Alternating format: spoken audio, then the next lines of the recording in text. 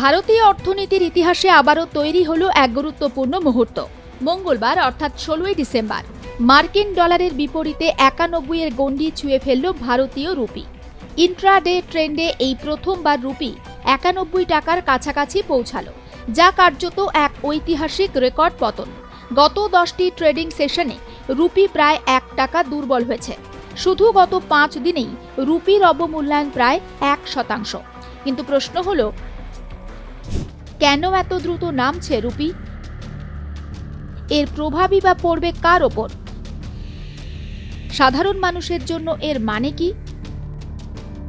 রুপির সাম্প্রতিক অবস্থা কি? 16ই ডিসেম্বর ইন্টারব্যাংক ফরেন এক্সচেঞ্জ রুপি খুলেছিল 90.87 টাকা প্রতি ডলার দরে।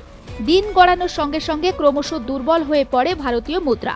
15ই ডিসেম্বর সোমবারই রুপি ক্লোজ করেছিল সর্বকালের সর্বনিম্ন স্তরে, অর্থাৎ 90.78 টাকা প্রতি ডলারে। মাত্র একদিনে 29 পয়সা পতন।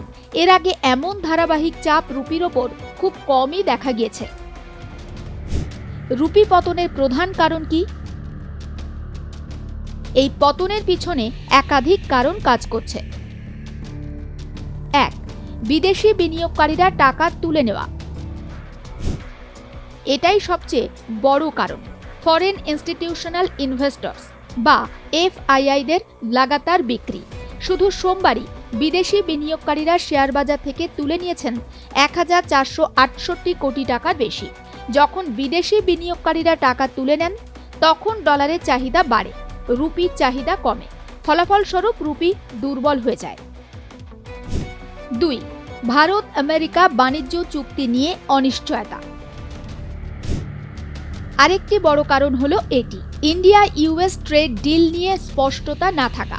বাণিজ্য সচিব জানিয়েছেন, চুক্তির প্রথম ধাপ হয়তো বছরের শেষের আগে সই হতে পারে, কিন্তু বাস্তবে এখনো কোনো নিশ্চিত ঘোষণা নেই। এই অনিশ্চয়তাই বাজারে আস্থার অভাব তৈরি করেছে। ফরেন বিশেষজ্ঞ অনিল কুমার বনসালি জানিয়েছেন, এই অনিশ্চয়তার কারণে প্রতিদিনই ডলার কেনা হচ্ছে, আর যার ফলে রুপির ওপর চাপ বাড়ছে। 3. বাণিজ্য ঘাটতি কমলেও লাভ হয়নি। সরকারি তথ্য বলছে, নভেম্বরে ভারতের বাণিজ্য ঘাটতি কমে হয়েছে 24.53 বিলিয়ন ডলার, যা 5 মাসের মধ্যে সর্বনিম্ন। রপ্তানি বেড়েছে প্রায় 19%।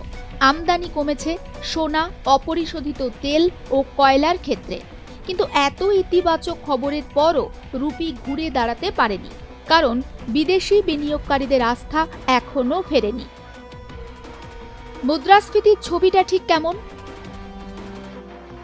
এখানেই আরেকটি গুরুত্বপূর্ণ তথ্য।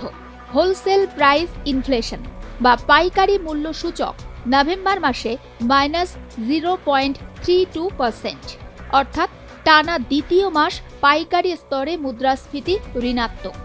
যদিও ডাল ও সবজির দাম কিছুটা বেড়েছে, তবুও সামগ্রিকভাবে চাহিদা দুর্বল থাকায় মুদ্রাস্ফীতি কম।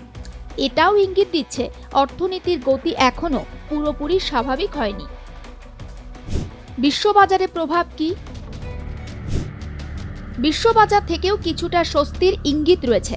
ডলার ইন্ডেক্স সামান্য কমে হয়েছে 98.27। ব্রেন্ট ক্রুড তেল নেমেছে ব্যারেল প্রতি প্রায় $60। তেল ও ডলার দুর্বল হলে সাধারণত রুপির সুবিধা হয়, কিন্তু অভ্যন্তরীণ চাপ এত বেশি যে এই সুবিধা কাজে লাগেনি। শেয়ার বাজারে কি প্রভাব পড়ল?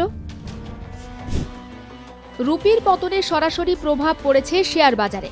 মঙ্গলবার সকালে সেন্সেক্স প্রায় 364 পয়েন্ট পড়ে যায়, নিফটি নেমে যায় 106 পয়েন্ট।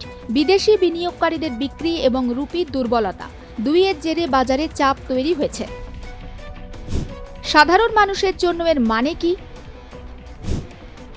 এখন সবচেয়ে গুরুত্বপূর্ণ প্রশ্ন, এই রুপি পতনে প্রভাব পড়বে কার ওপর?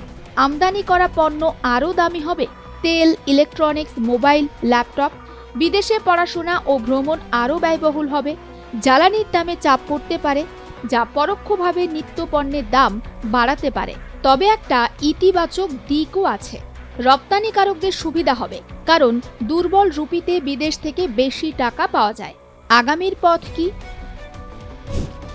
বিশেষজ্ঞদের মতে ভারত আমেরিকা বাণিজ্য চুক্তি চূড়ান্ত হলে এফআইআইদের আস্থা ফিরলে এবং বৈশ্বিক পরিস্থিতি স্থিতিশীল হলে রুপি কিছুটা ঘুরে দাঁড়াতে পারে। তবে আপাতত বাজারের সতর্কতা স্পষ্ট, রুপির এই পতন শুধু একটি সংখ্যা নয়, এটা ভারতের অর্থনীতি, বৈদেশিক সম্পর্ক এবং বিনিয়োগকারীদের আস্থার প্রতিফলন। আগামী কয়েক সপ্তাহে বাণিজ্য চুক্তির অগ্রগতি, বিদেশি বিনিয়োগকারীদের মনোভাব এবং বৈশ্বিক বাজারের দিক নির্দেশ, এই তিনটিই ঠিক করবে রুপি আরও নামবে নাকি ঘুরে দাঁড়াবে।